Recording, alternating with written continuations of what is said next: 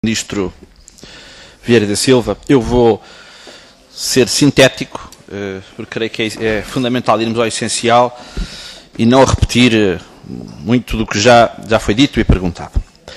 Mas não posso, obviamente, deixar de enquadrar aquilo que hoje aqui discutimos da seguinte forma. Nós estamos a discutir uma acusação feita numa entrevista a uma rádio por parte de Vossa Excelência, que é, como se sabe, Ministro do Governo português.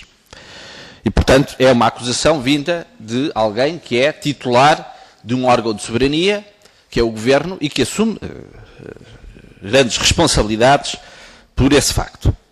E foi uma acusação dirigida às autoridades judiciárias. Vossa Excelência hoje refere-se à comunicação social, concretamente à notícia que estava a comentar, mas não foi esse o conteúdo da sua afirmação.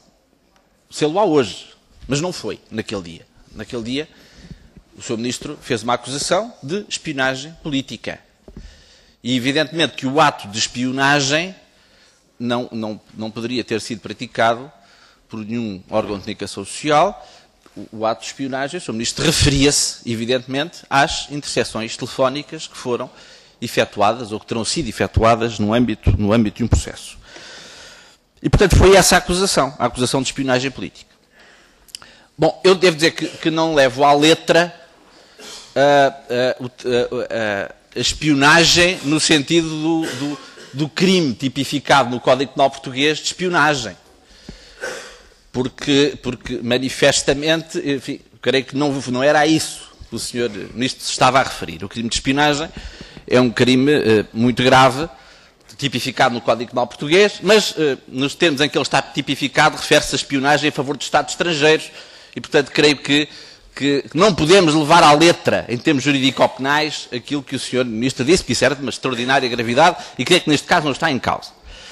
E, portanto, eu creio que aquilo que o Sr. Ministro se referiu foi à ilegalidade ou a ilegitimidade do uso de interseções telefónicas para outros fins que não a investigação criminal. Só pode ter sido isso, porque é óbvio que a interseção telefónica está prevista, regulada nas leis penais portuguesas, no Código de Processo Penal português, está regulado e é efetuado, obviamente, em termos legais, com promoção do Ministério Público, autorização por parte de um juiz de instrução criminal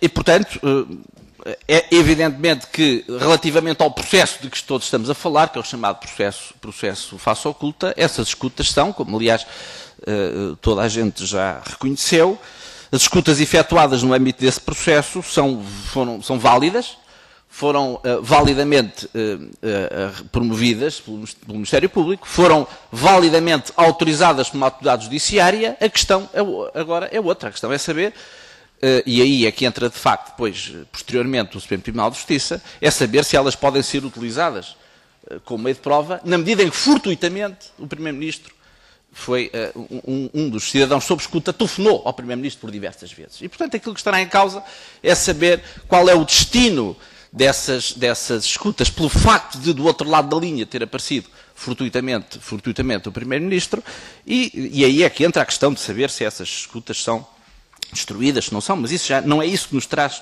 aqui.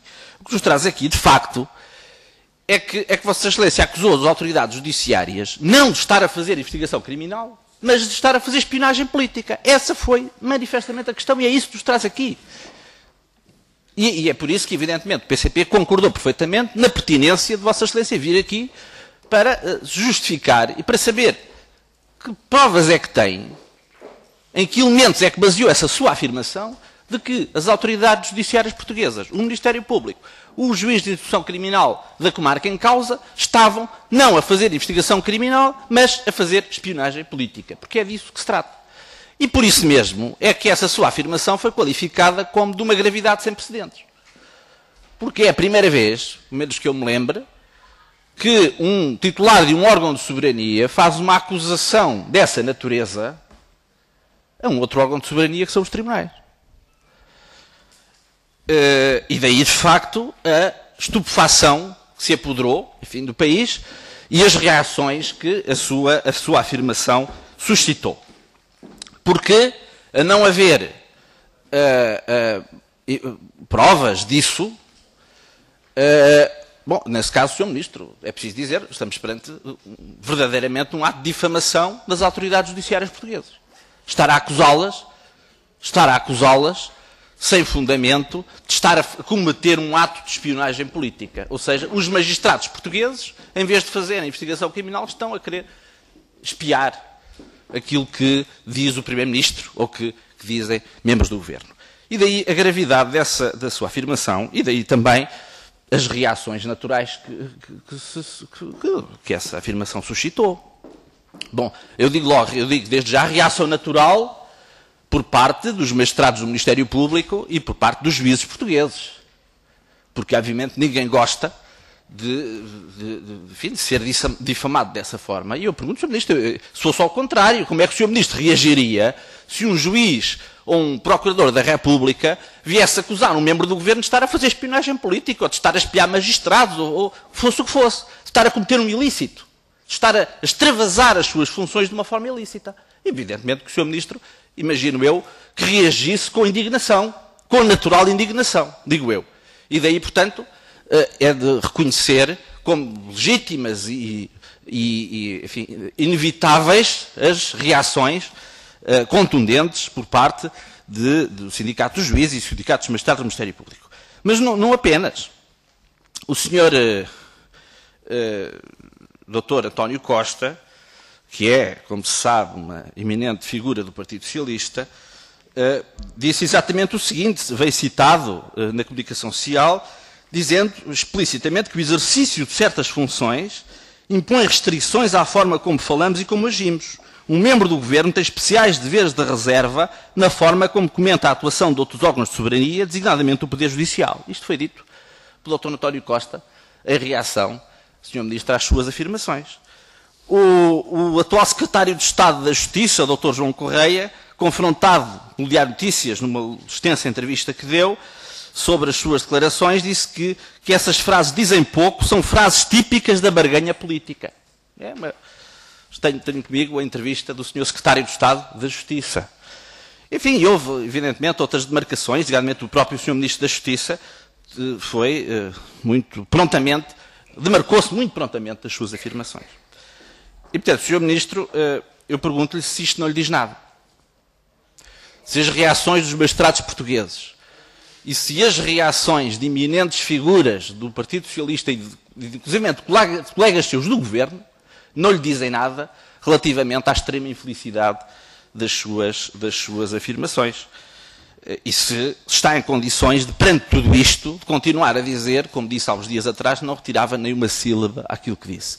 Embora eu chamo a atenção para que o Sr. Ministro, com aquilo que já disse aqui, efetivamente já retirou alguma coisa, porque agora já vem dizer, já vem desfocar a questão, já não tem que ver com as autoridades judiciárias, já tem que ver com a notícia. Mas, Sr. Ministro, mas eu admito que o Sr. Ministro, a questão é que o Sr. Ministro não disse isso. Porque o Sr. Ministro, na entrevista à Antena 1, não disse, desde logo, nem sequer pôs em causa a veracidade. Porque poderia ter dito, bom, não conhecendo as escutas, não faço ideia se o que lá vem é verdadeiro ou falso, e nem sequer lamentou, na altura, uma eventual violação do segredo de justiça, porque o Sr. Ministro podia ter dito perfeitamente que achava absolutamente deplorável que pudesse haver na imprensa a utilização de peças processuais, era perfeitamente legítimo que o tivesse dito. Simplesmente não disse. Aquilo que o Sr. Ministro disse foi que havia espionagem política neste processo.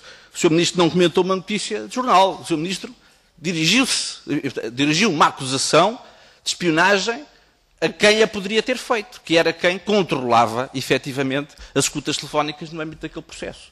E daí, de facto, a gravidade das suas afirmações e creio que continua, de facto, a ser devida por parte do Sr. Ministro uma retratação relativamente à forma como se dirigiu às autoridades judiciárias portuguesas. Muito obrigado.